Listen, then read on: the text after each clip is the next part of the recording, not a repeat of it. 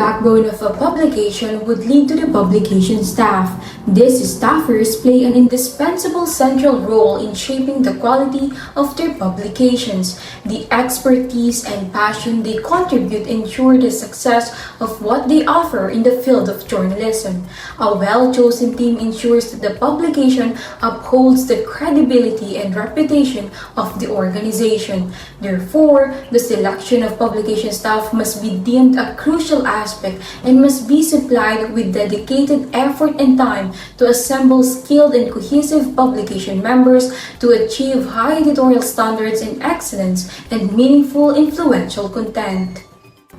On the other hand, the Republic Act No. 7079 or the Campus Journalism Act of 1991 guides student journalism by providing a framework that safeguards press freedom within educational institutions.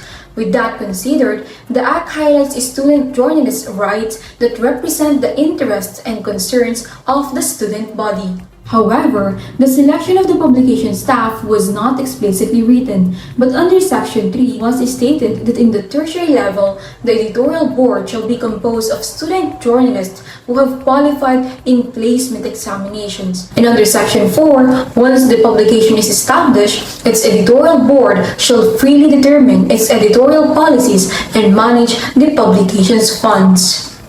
With this, as a higher education institution, 3 publications of Central Luzon State University will be presented in this discussion in their process of the selection of publication staff. These publications are CLSU Collegian, the official student publication of Central Luzon State University, The Educator, the official student publication of the College of Education, and The Lens, the official student publication of the College of Arts and Social Sciences. The questions asked in the interviews were hailed from the book Campus Journalism Within Your Reach under the topic of selection of the publication staff by Ferdinand Bulusan.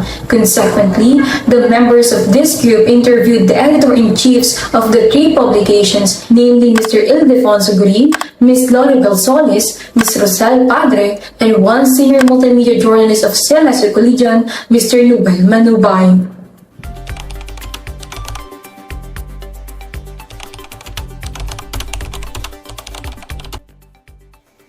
For CLSU Collegian, the staff members hold a qualification examination every semester that they call Isang Araw sa Kulit, where they allow the prospects to experience what it feels like to be a member of the publication for a day. In the exam, they test their capabilities based on their chosen porta, which is not limited to it alone, but the being a journalist as a whole. When they pass, they will be under probation for at least 1 semester and evaluated based on their skills, attitudes, work ethics, engagements, and other key factors to be promoted to regular staff. 2 interviews are given during their probation period. For the editors, there is also an examination they have to take that will make them land for the position they are applying for. The Educator and the Lens also follow the same, wherein any interested student from College of Education and College of Arts and Social Sciences should take a qualifying examination to become a member of the publication. This ensures that only capable and dedicated individuals are selected.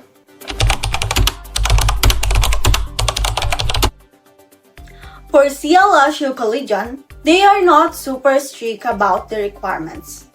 As long as they are bona fide CLSU students, but not graduates, they can apply for the qualifying examination. They also don't require prior journalistic experience. However, as stated, they will be further evaluated during their probation period, so they have to showcase what they can offer to be regular staffers. Meanwhile, those who want to be in the position of an editor must be a member of the publication, pass the examination and interview given by selected credible individuals outside the publication, and pass their concrete plans on what they will do when they get the position. For the Educator, originally, They base on the Article 2 components of the publication section membership of the Constitution and bylaws of the educator. Here are the general limitations and qualifications. The membership is limited only to bona fide students of the College of Education. Said students enrolled on a flat rate will not be a regular members but can be a contributor. Said students who are currently a member of the Student Council cannot be a part of the publication. Has no field grade, no conditional grade, and must have no more than one incomplete grade during the preceding semester and summer. However, recently the executives, section editors, and visual heads agreed to screen each applicant. The first 20% of the session is spent on an interview about social issues. As press members, they believe it is crucial to raise political awareness. Regarding the qualification per category, in Part 2 of the qualifying exam, the executives will allow section editors and visual heads to freely create their lectures, activities, and rubrics, which corresponds to 80%. On the other hand, to become part of the lens, the applicants must complete an application form where they provide details about their journalism experience and any relevant workshops they have attended. After that, they will proceed with the face-to-face qualifying exam and screening. And for those who are interested in the position of being an editor, the former EIC is the one who is entitled to choose a new EIC, and all the members should agree to it.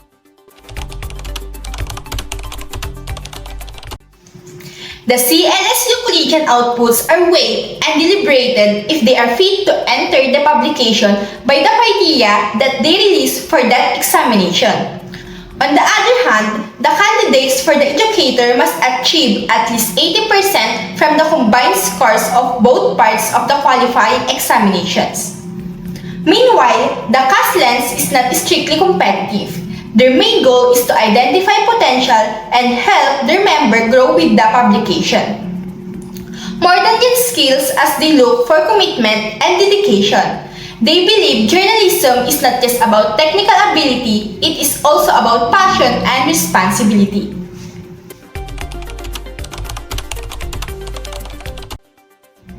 The CLSU Collegiate is more of a labor of love. As long as they balance their life as a member of the publication and as students without the other affecting the other, they can stay.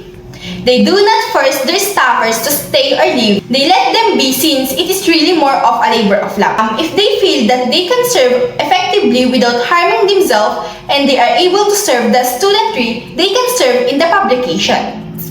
For the educator, the staff member can stay in the publication until they graduate. If a member dropouts, transfers, resigns, or is removed due to negligence, the board appoints the next highest-ranking nominee from the previous election to fill the position. Meanwhile, in the CASLENs are now required to serve for at least one semester before resigning. Ideally, they should stay until their final year if they choose not to leave.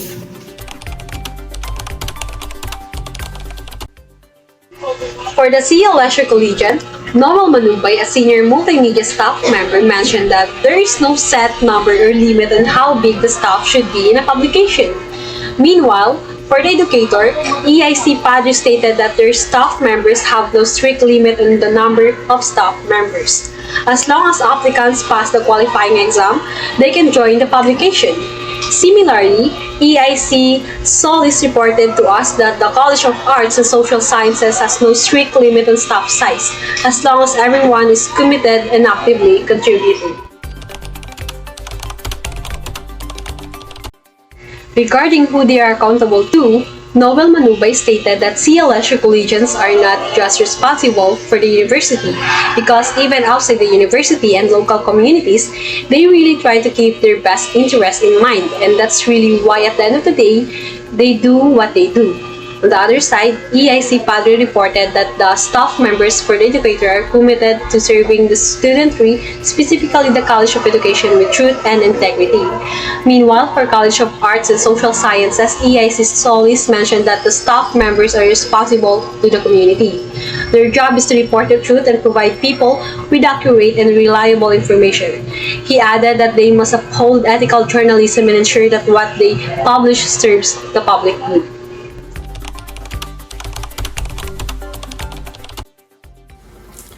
In accordance with the current Editor-in-Chief of CLSU Collegian, Ildefonso Goring, the publication selects a technical advisor by considering their credentials and expertise and then presents the list to the administration. On the other hand, the EIC of the educator, Rosal Padre, stated that they choose the publication advisor with the approval of the dean. Lastly, the Lens is not sure how previous editorial boards handled this process, but under her leadership, they did not select their technical advisor.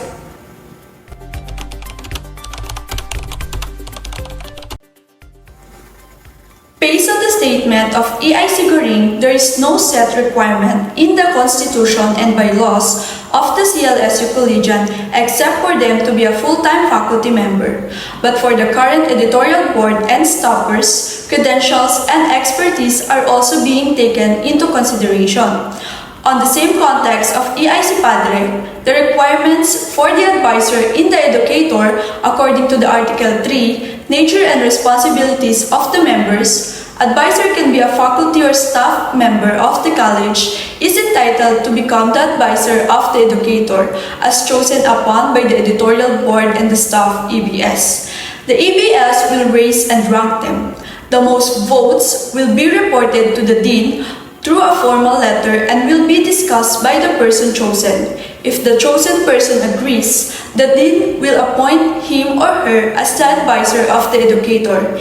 In the case that the person disagreed due to the time conflicts and position held in the college, the next option will be raised following the same process. Meanwhile, according to the EIC of the Lens, ideally, the advisor should have an experience in leading a student publication and a thorough understanding of its operational system. A background in publication work would also be highly beneficial.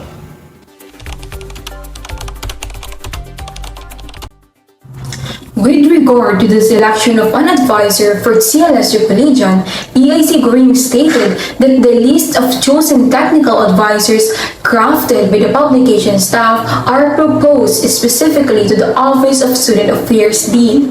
The list will then be presented to the university president who will select the technical advisor. EIC Padre, on the other hand, presented the Constitution and bylaws of the educator, wherein the dean has the right to appoint the advisor.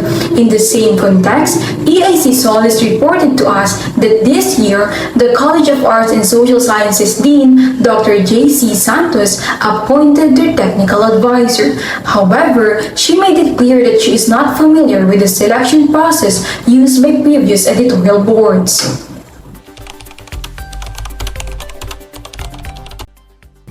Based on the answers of the three publications, the CLSU Collegian Constitution and bylaws do not include a certain number of years that the technical advisor is required to fulfill.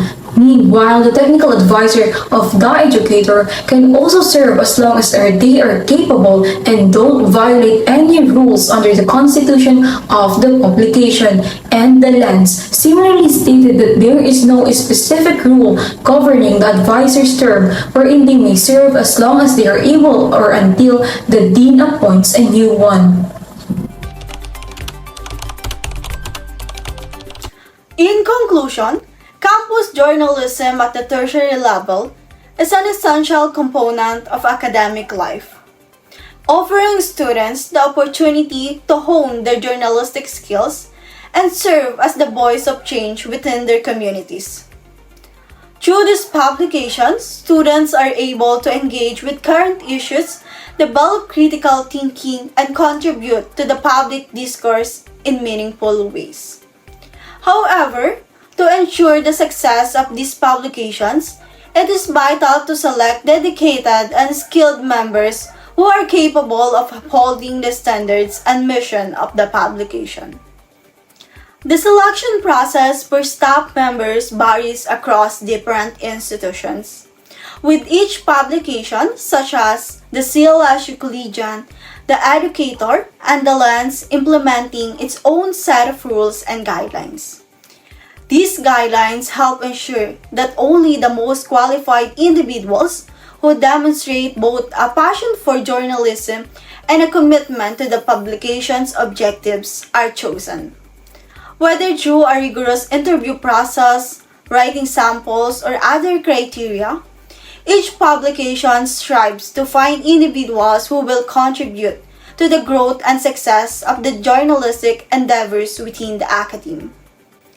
These publications play a crucial role in shaping students as responsible journalists and advocates for change.